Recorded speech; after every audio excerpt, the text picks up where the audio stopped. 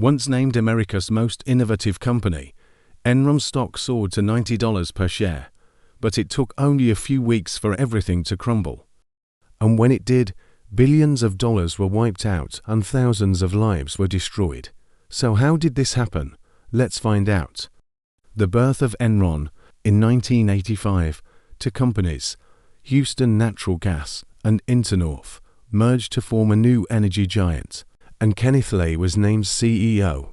At first, Enron was just your average pipeline company. But Lay had grand ambitions. He wanted to transform the company into something much more, which brings us to the hype.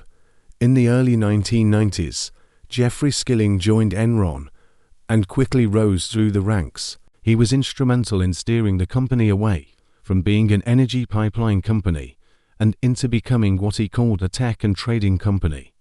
Basically, Skilling wanted to expand Enron's customer base by offering them a variety of energy services, such as electricity, gas, and broadband. And that's exactly what they did. Enron expanded rapidly during the 1990s, even venturing into weather contracts. You heard that right. They were making money by betting on the weather. As Enron expanded, so did their stock price. By 2000, it had skyrocketed to $90 per share. Wall Street analysts and investors were dazzled by Enron's seemingly endless growth. However, they failed to see that almost all of it was an illusion, the illusion of profit. Enron's balance sheets were a disaster. They hid billions of dollars in debt and losses. To make matters worse, they were using a type of accounting known as mark-to-market accounting, which allowed them to book future profits instantly rather than when the profits were actually earned. And if that wasn't bad enough, they also created hundreds of special-purpose entities or SPEs to hide their debt. One analyst described it as a form of financial origami, where debt was folded and tucked away until it disappeared from view. To make Enron look profitable as possible, CFO Andrew Fastow created elaborate schemes involving offshore tax havens and SPVs.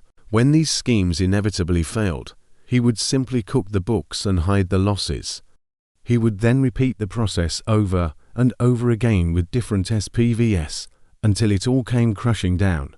Warning signs. Despite all the hype, not everyone was fooled by Enron's meteoric rise. Analysts and journalists began to question the company's soaring profits and complex business dealings. Then in 2001, Fortune published an article asking, "How exactly does Enron make money?"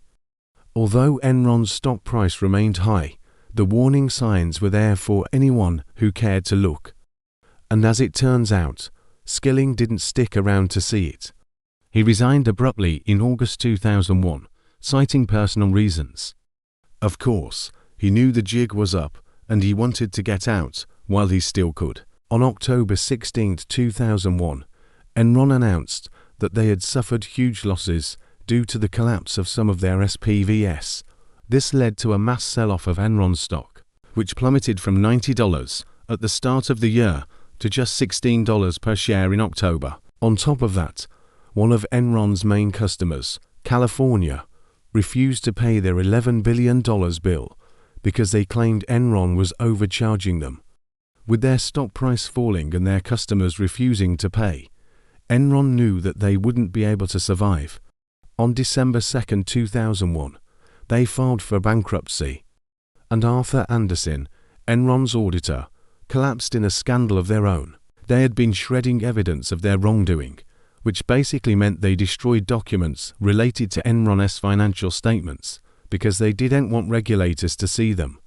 After the collapse, they tried to cover it up by claiming that they accidentally shredded the documents. However, they were charged and convicted of obstruction of justice and their accounting license was revoked. Kenneth Lay, Enron's founder and CEO, was convicted of conspiracy and fraud, but he died before he could be sentenced. Jeffrey Skilling, Enron's president and CEO, was sentenced to 24 years in prison. Andrew Fastow, Enron's chief financial officer, served 6 years in prison.